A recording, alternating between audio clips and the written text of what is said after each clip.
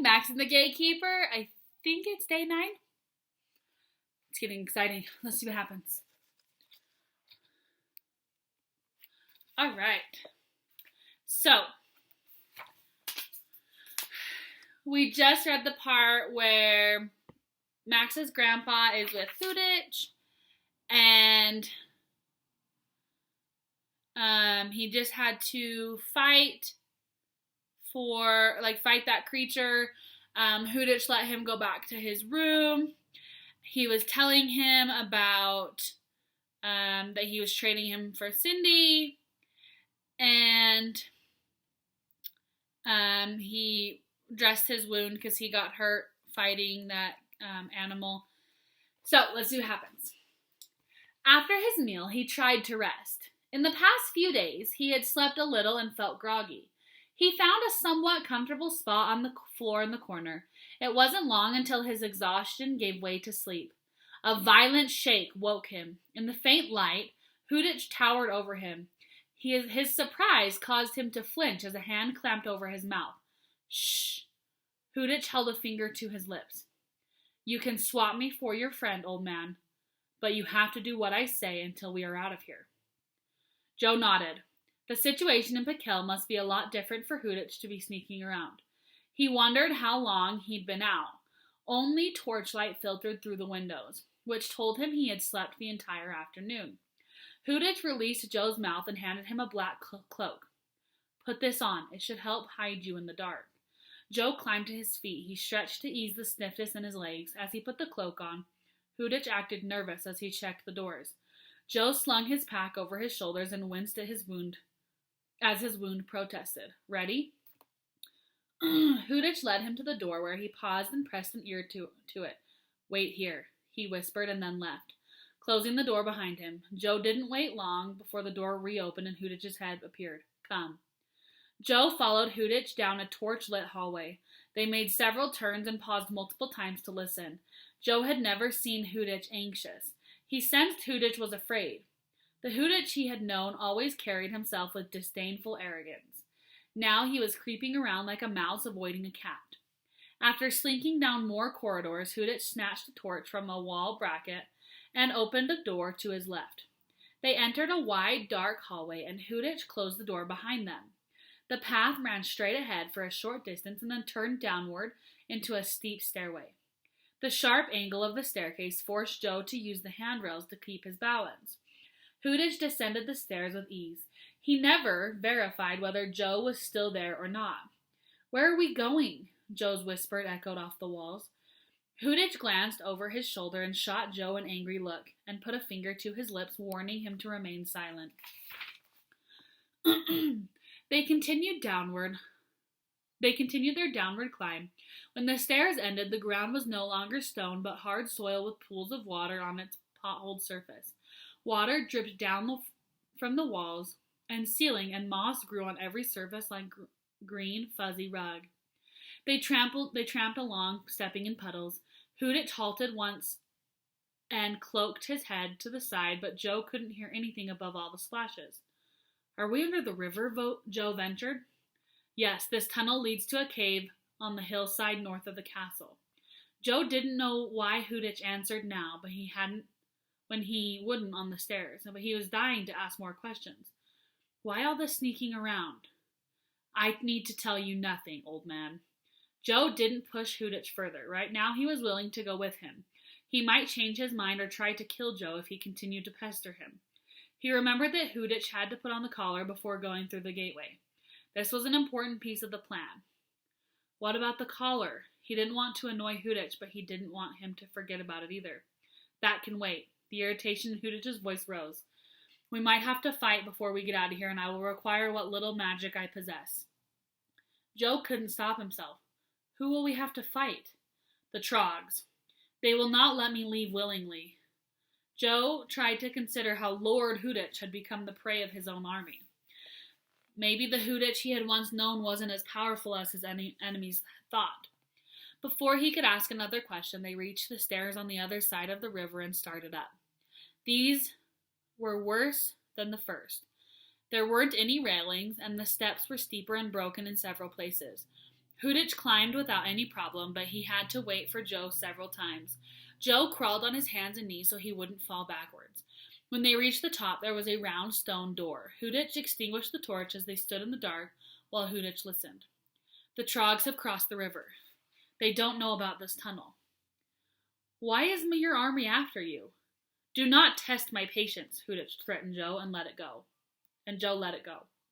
A latch clicking echoed off the walls, and then Hudich pressed open the stone door. Moonlight and starlight flooded in, creating a gray landscape. Hudich led Joe out of the tunnel.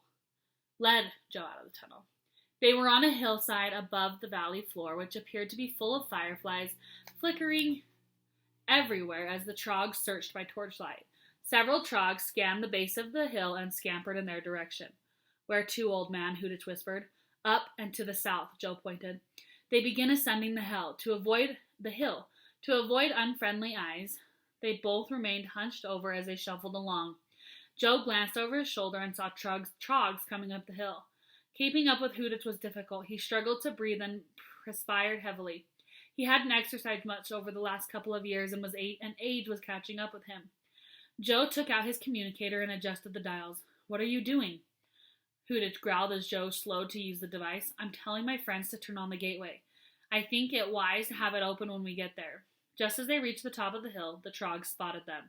Shouts of excitement rolled like a tidal wave through the searchers as they began heading in their direction. Joe and Hudich started running at full speed. Joe tripped and went down several times, and in each instance Hudich picked him up. By the noise from their pursuers, they were losing ground, and the gateway was still some distance away. He didn't know how long he could maintain this pace. In mid-stride, he removed his pack and fished around for the gun. He would need it to get them out. He shoved the gun in his pocket and swung the pack onto his shoulder. How much farther? Hudich asked. About a quarter mile, Joe gasped for air. After several more minutes, they reached the trees and then the road.